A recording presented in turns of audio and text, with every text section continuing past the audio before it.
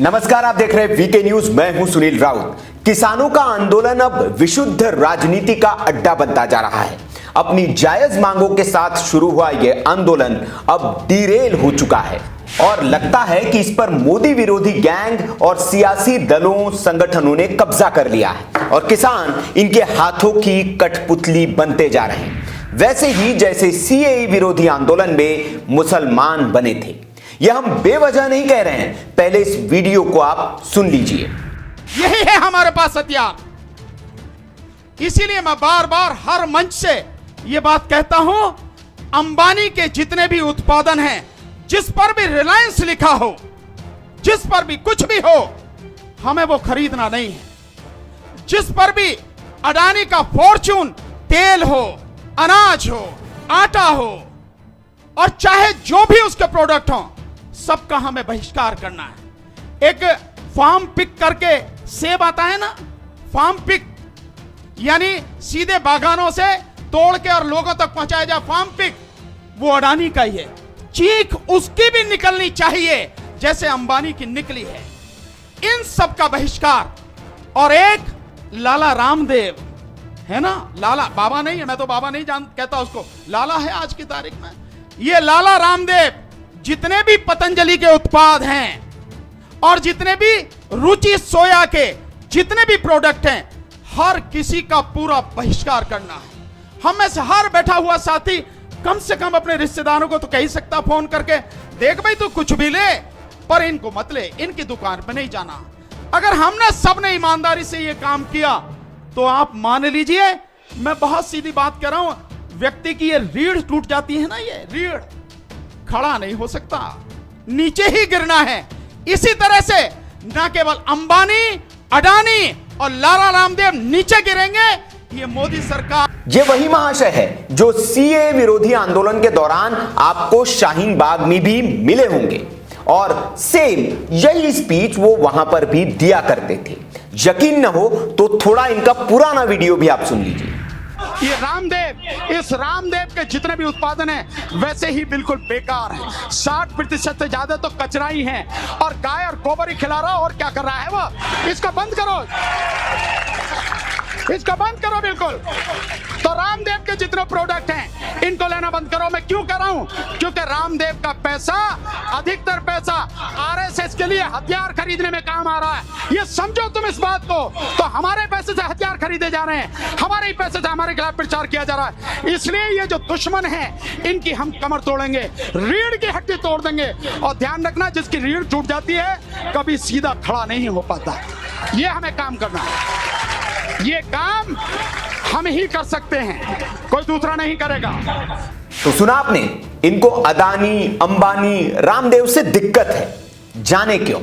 ये तब भी इनके बाइकॉट की बात कर रहे थे और आज भी कर रहे हैं। हालांकि इनको आपने बाइकॉट चीन के वक्त कभी चीनी सामानों के बहिष्कार की अपील करते हुए नहीं सुना होगा, ना ही देखा होगा। अब ये सवाल आप अपने आप से ही पूछिए कि हिंदुस्तान की कंपनियों के सामान का बहिष्कार करके विदेशी कंपनियों को सामान को भारत में किसके इशारे पर खरीदने के लिए प्रेरित कर रहे हैं? सीधा सा गणित है। रिलायंस, रामदेव, अदानी को नुकसान होगा तो भारत की अर्थव्यवस्था को भी नुकसान होगा। और ये क्यों भारतीय अर्थव्यवस्था को चोट पहुंचाना चाहते हैं, ये सवाल तो इनसे होना ही चाहिए। इनके बहकावे में आकर किसान भी जियो के टावर तोड़ रहे हैं, बिजली सप्लाई काट रहे हैं, जियो के मॉल के बाहर प्रदर्शन कर रहे हैं। एक मिनट के लिए सोचिए, इसका परिणाम क्या होगा? कंपनी है, उद्योग है, अपने उद्योग को वो समेट लेगी, कहीं और जाकर व्यापार कर लेगी जहां उसे सरकार सुरक्षा दे, सुविधाएं दे। लेकिन ये कंपनी यहां से जाएगी तो कितने लोगों को बेरोजगार कर जाएगी, कितने घरों के चूल्हे को बुझा कर जाएगी। क्या ये इन किसानों के समझ में नहीं आ रहा है? किसी कंपनी का विरोध करके ये किसका हित साध रहे हैं?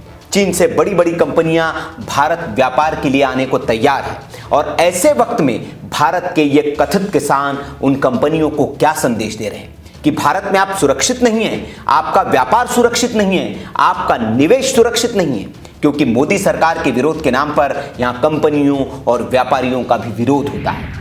हाँ, इन कंपनियों ने किसानों के साथ अगर धोखा किया हो, उनका पैसा लूटा हो, तो विरोध समझ में भी आता है। विरोध को जायज कहा जा सकता है, लेकिन बेवजह का विरोध अपने घर में आग लगाने जैसा ही है। इन किसानों के ही रिश्तेदार हो सकता है अंबानी से जुड़ी किसी कंपनी में काम करते हो, अदानी की किसी फैक्ट्री में रोजगार इनको मिला हो, रामदेव की पतंजलि में ये अपनी रोजी रोटी कमाते हो।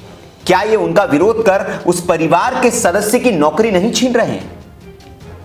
हमारे देश के औद्योगिक घरानों का विरोध कर हम अपनी ही पैर पर कुल्हाड़ी मार रहे हैं।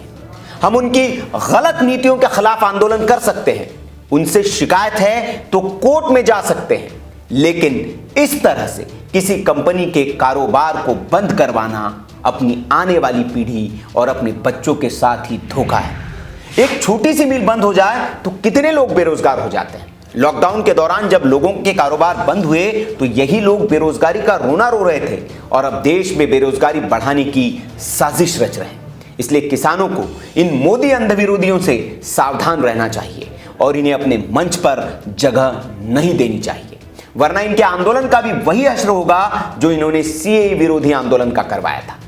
अब तय किसानों को करना है कि क्या वे सियासी हाथों की कठपुतली बनते हैं या फिर किसानों की जायज मांगों को लेकर सरकार से बातचीत कर समाधान निकालते हैं।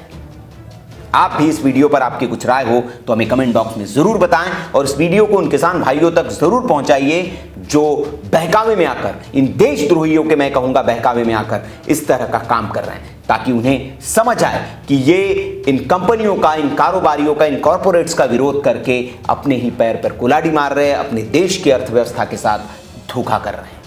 खबर पर आपकी जो भी राय हो कमेंट बॉक्स में आप हमें जरूर बताएं। वीडियो अच्छा लगा हो तो लाइक करें, शेयर करें और ऐसी खबरों के लिए आप देखते रहिए वीके न्यूज। नमस्कार।